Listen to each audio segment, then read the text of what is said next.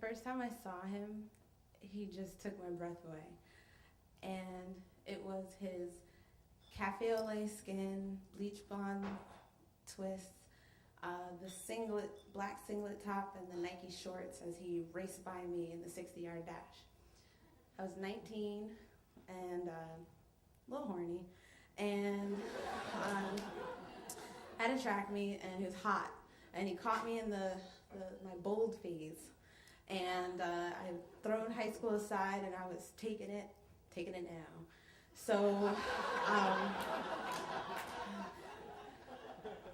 but still somewhat prude. So I knew I had to speak to him. And as fate would have it, I was wearing my college t-shirt at this track meet that I ran at during winter break. And all his boys came up to me and they're like, "Do you know Coach blah, blah, blah?" And I was like, "That's my coach." And they're like, and then I see him on the periphery and he's polite and silent, unlike the really ragtag, 6'4", allegedly hot guy, fast talking and definitely not trustworthy. And, I just dissed him to the side and I focused on my blonde cafe au lait. So we end up speaking, and he's really kind of shy and reserved. And I'm like, "Well, if you want to call my coach anytime, here's my number. And I know you're not going to ask for it, and I can show you all kinds of track drills and blah, blah, blah." So the thing is, he's really surprised. But this is back in the time of pagers and beepers. So he paged me, and I paged him back, and we spoke on the phone. So we ended up having our first date at Manhattan Mall. Safe. I was, good stuff, food, everything that you could need, sneakers, all that other stuff. So, fuel. So we walked around, we talked, it was wonderful. So I was home for break and I was visiting people in New York, so he walked me back to Port Authority, and we did a PG-13 kind of kiss goodbye, and I had my duffel bag, and he walked away, and I was just like, "Oh my gosh." I was like, no. Like, I'm like living my so-called life. Like, he's my Jordan, I have to go. Like, for every romantic book I ever read, like, I gotta go back. So I turned to the woman behind me, and I'm just like, "Can you please watch my bag in New York City at Port Authority before I get on the bus?" So I run after him, and his name is Shane, and I'm like, "Shane!" And he's getting to the escalator to go down in Port Authority, and I'm like gate by gate, and I'm a track person, so I'm like,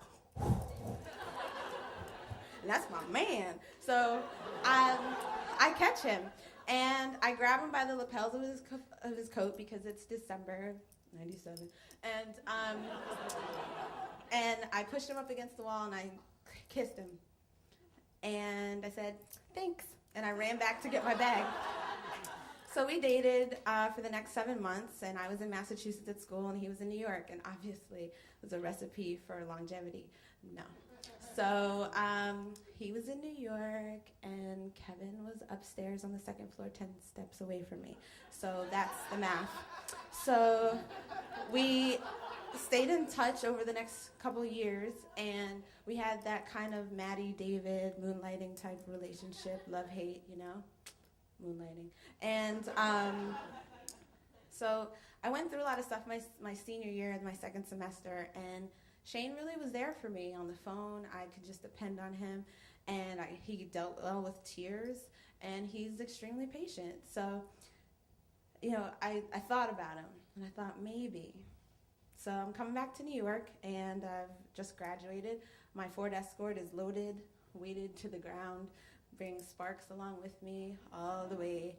And I meet up with Shane and one of my very good friends, a mutual friend of ours. And they're like, "Oh, we're going to this barbecue upstate New York. You should come with us." And I'm like, "All right." And Shane's like, "I'll drive." Smart man. So we drive and we go upstate and we go to this barbecue and we see some of our mutual friends, and they're just looking at us, just cheesing. And they're like, "Yeah, winka, winka." And we're like, "All right." So we're both really shy and kind of timid about things, and just looking at each other and seeing possibilities. So we decide to get away from all like the onlookers, because seriously, it was like we were a show. It was reality TV in reality live. So we took a walk. So there's all these like huge houses and huge lawns that just expanded, and just all this kind of stuff for two kids from New York who aren't used to seeing multiple pieces of grass upon grass upon grass upon grass. So we're walking, and it's kind of like shy and not trying to be coy, just like unsure because we were on the verge of something important. And we walked, and then we hear the birds twittering around. We're like, whoa, look at this nature. And then we see bunny rabbits, and we're like, really? And then there was a deer. And I was like, did we just stumble into a Disney black hole or something? So we just took it as a sign. We started looking for the rainbow. And we finish our walk and kind of talk, and they're testing each other. And we go back to the city. And I still had on my Ford Escort full of stuff. So he helped me move into my apartment, studio apartment. And so we're unpacking, and I'm just looking at all his generosity, his patience, all that. So he sleeps over, PG-13. And we're laying there and kind of talking, and we're feeling each other out, but not that kind of feeling each other out. And I just looked at him, and I was like, could you just rub my face? Like, I know, but I say what I feel. So, I was like, I really like that. So I was just like, could you just like rub my face? And he was like, sure. And he was kind of at a safe distance, but still close to be like close and comforting. And he rubbed my face, and we kind of just had soft chatter and, fell asleep together. And basically, this is how we've been for the past 9 years.